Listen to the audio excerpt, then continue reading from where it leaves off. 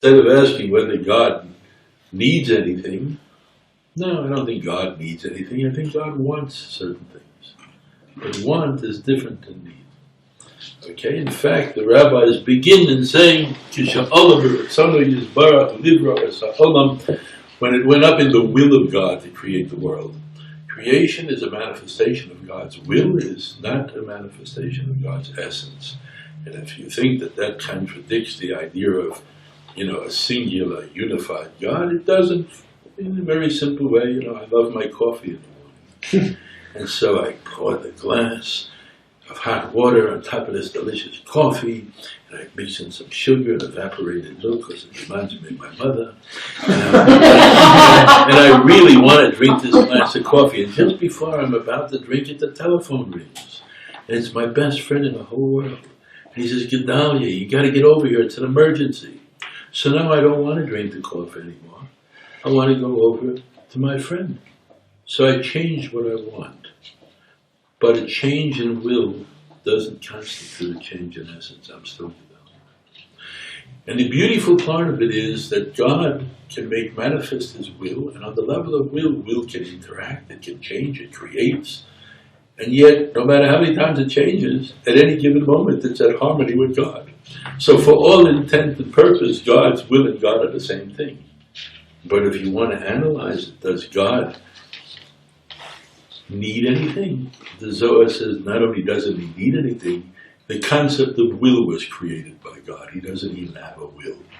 Now, what does that mean? Well, it simply means that we have no idea about what God is in essence. We know as much about God as He allows us to know, and we know it in a way through which He made our brains and our, and our emotions to function. So, yes, God wants certain things, and He doesn't want them because He needs them. He wants them because He wants to give good to us. He wants us to enjoy His good. Okay, that being said, what happens if we don't want to enjoy God or to recognize Him? Then God, on the level that He wants to do good, is upset. His will isn't being fulfilled. All right? And so, therefore, we can use, anthropomorphic images and say that God cries, or God is upset, or God is this. But what we're talking about is once we posit that His will is in the world for a purpose, if that purpose is defeated or upset or changed in any way, then the will that was meant to serve a purpose is itself disappointed. The knife was used to cut. I created the knife to cut bread, and somebody went and killed somebody with the knife. So if the knife had a conscience of its own, it would be upset that it was used against the purpose for which it was created. On the other level, this is the Shechina and Golas there, I agree. The Shechina is the indwelling presence. The Shochen means to dwell. So God's will gives life and sustenance to everything. But that's interesting, because the very will that supports this particular form, or person, or being in the world is now held prisoner by the very thing it's giving life to. It's almost like saying, I have a soul, and my soul is now prisoner to my body. And if I want to take that indwelling presence, which is the Shekhinah in myself, and redeem it, then I have to see to it to make sure that my soul and my body are not at odds with each other.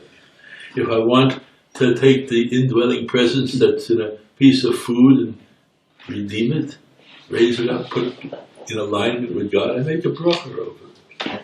Right?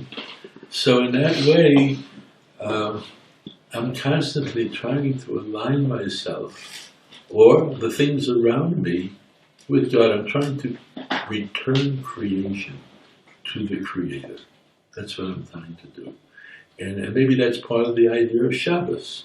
When we rest from creative activity, if we can get a definition of what exactly that means, but assuming we can, when we rest from creative work on Shabbos, then basically we are not interfering or putting our own shape to God's potentialities, but rather recognizing all potential is a manifestation of God's will.